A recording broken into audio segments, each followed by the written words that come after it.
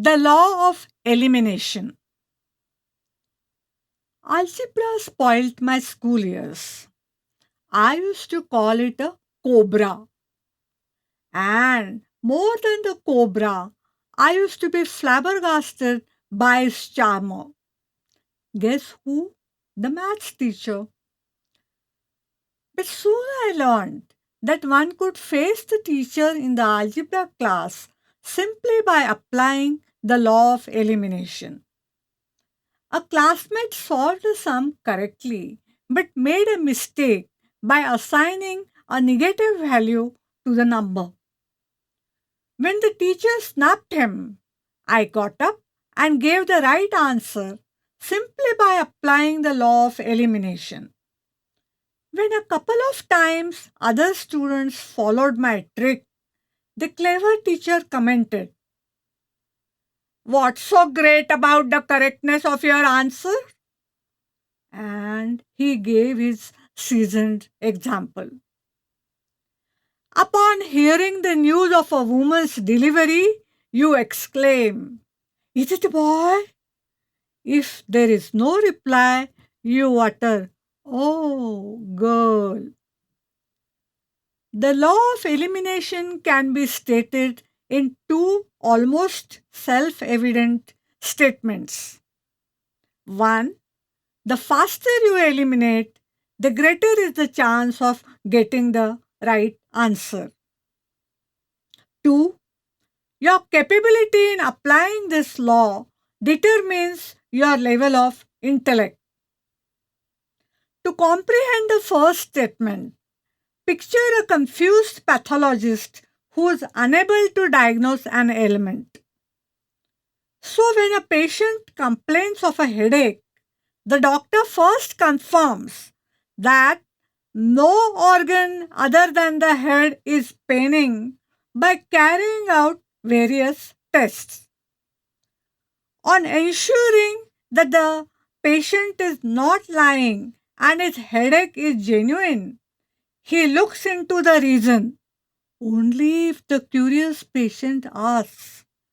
By applying all the reasons he had mucked up from materia medica, he then eliminates the possible reasons from blood pressure to cancer and from acidity to psychosomatic ailment before prescribing a medicine. At times, the doctor may give some tablet lying in his drawer which has a placebo effect. Further investigation is necessary to check if more than the tablet, the sheer visit to the doctor made the patient feel better. Sometimes the big fat bill of all these pathological tests works as a preventive factor to visit the chemist. How can he ever go to the chemist with an empty pocket? He cannot drain his credit card too. This very thought cures his headache on its own. The law of elimination has not only helped physicians in their diagnosis, but also created job opportunities for doctors by creating super specializations in each part of the human body. Super speciality, after all, is knowing more and more about the less and less. The Ministry for Employment has recently issued a directive for establishing separate polyclinics for left side and the right side of human organs.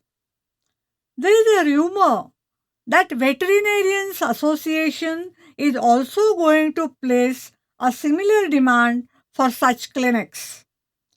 I am only worried that this will escalate noise pollution in the city.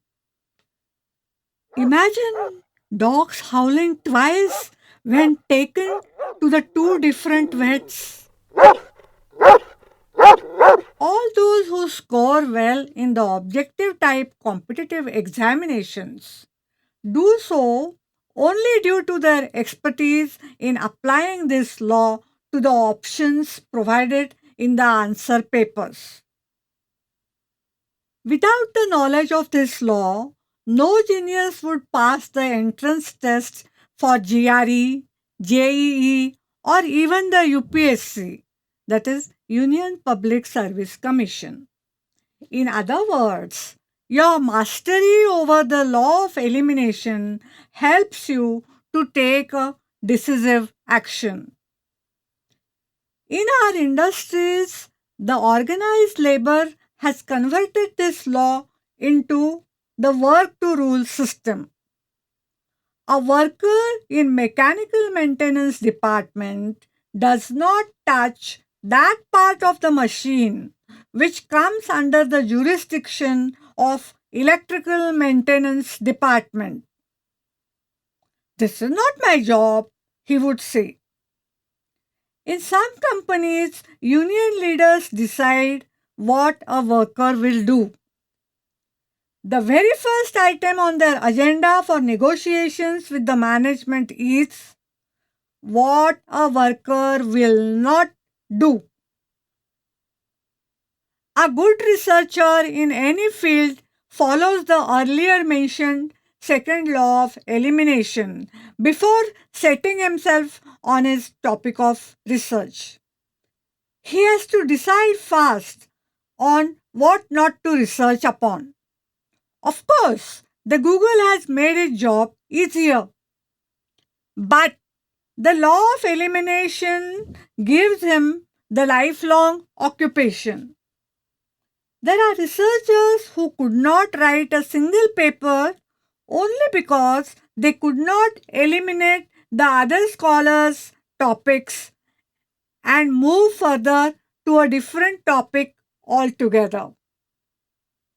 By the time they could think of some topic, the Google would draw their attention to somebody in the remote corner of the globe having already written on the same subject. The spiritual gurus who give sermons on living in the living present teach you nothing but the law of elimination. They advocate not only to eliminate yesterday from your memory, but also every moment as the watch moves forward minute by minute. Law of elimination is not included in any syllabi, more so in the courses on research methodology. I was dreaming that it would be known after me, just like the Newton's laws of gravitation or the Moore's law.